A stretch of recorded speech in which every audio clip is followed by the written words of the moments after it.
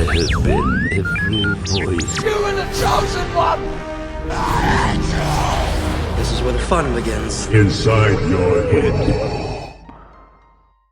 Hello my dear friends and welcome back to another Star Wars news update. In today's video we're going to be talking about Sabine Wren and where she's been all of this time. We're also going to be talking about how she could return to the Mandalorian universe. As always guys, before I dive into the news, please may I ask you to hit that big red subscribe button if you have not done so already, and also please make sure you give that bell a good old tickle to be alerted each and every time that I post new content to the channel. You can expect daily Star Wars updates from me. So my dear Mandalorians, without much further ado and without any more jibber jabber, let's dive straight into it. Let's talk a bit about Sabine Wren. I've spoken about her briefly in the past, but let's dedicate an entire video to talk about her return to Star Wars, this time in live action. As you're probably aware, before The Mandalorian Season 2 dropped, a lot of people were talking about Sabine. Along with Bo-Katan and Ahsoka, she was expected to make her live action debut, but of course, she didn't. In Chapter 11 of Season 2, when Bo-Katan told Din Djarin to go to Caladan on the planet of Corvus to find Ahsoka Tano, we all thought we would get insight into Ezra and Sabine Wren. While we know that Ahsoka is still looking for Grand Admiral Thrawn and we know that Mena Massoud is going to play Ezra in the Ahsoka Tano series, we are still left completely in the dark over the whereabouts of Sabine Wren and what happened to her.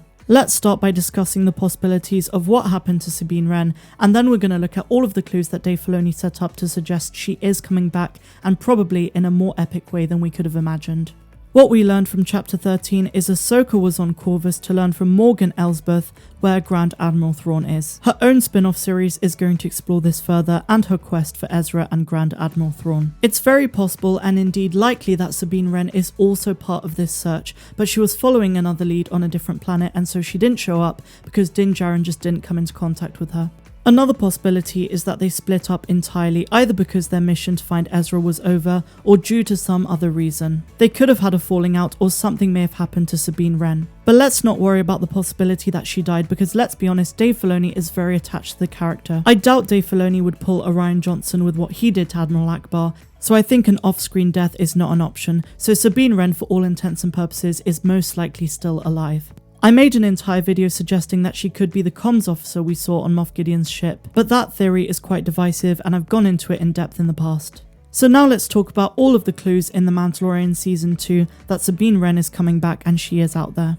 Let's get one thing straight, Dave Filoni has always made it clear that The Mandalorian acts as a sequel to Star Wars Rebels, and this includes the spin-off Ahsoka as well as Rangers and the Book of Boba Fett. The entirety of the Mandalorian universe draws from that. As such, I think Dave Filoni was taking his time and has much bigger plans for Sabine further down the line. But he's not stupid and he knows that fans would have realised she wasn't in the show and he knows we're wondering where she is. I believe that he left little clues throughout Season 2 that act as a setup for her future return, either in the Ahsoka Tano series or in The Mandalorian Season 3. So the first sign is graffiti, Sabine's calling card. This was something we saw in The Mandalorian Season 2 Chapter 9, in the first trailer for The Mandalorian Season 2, and various other promo images as well. Graffiti was a large part of the art for The Mandalorian Season 2, and I don't think this is an accident. If there's any character in Star Wars associated with graffiti, it's definitely Sabine Wren. This is something that really sets her apart from other Mandalorians because she's less concerned with honor and a warrior code and far more interested in letting her individuality flourish in an age where the Empire is stamping out all forms of dissent.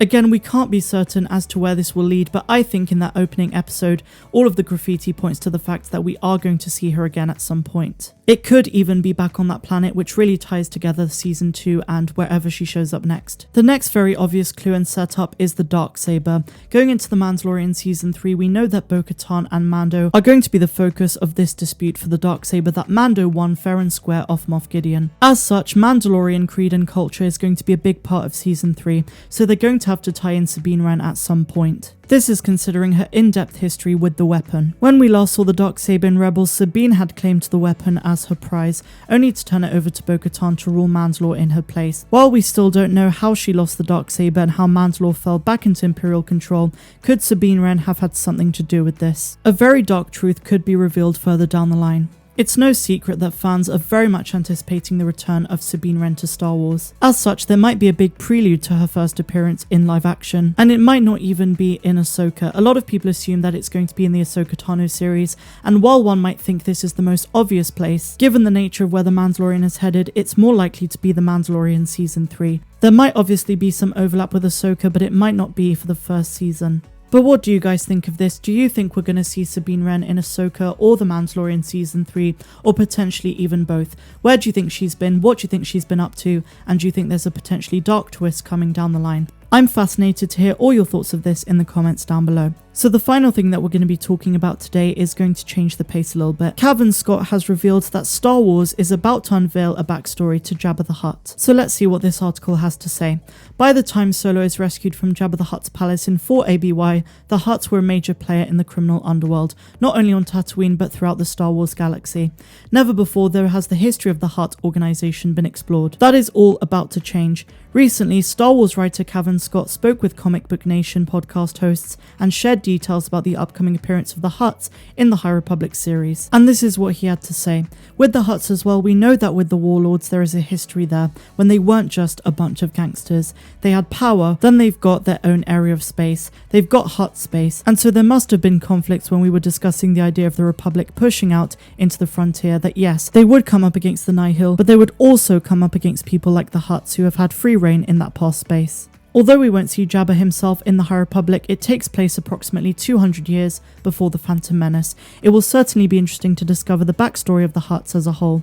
Jabba, after all, wouldn't have existed without all of the Hutts who came before him. The only viable possibility is that we'll see a flashback to Jabba's criminal reign in the Mandalorian spin-off series. Most likely the Book of Boba Fett, but remember that this would only be a flashback since Bib Fortuna was the one who took over after his death in Return of the Jedi.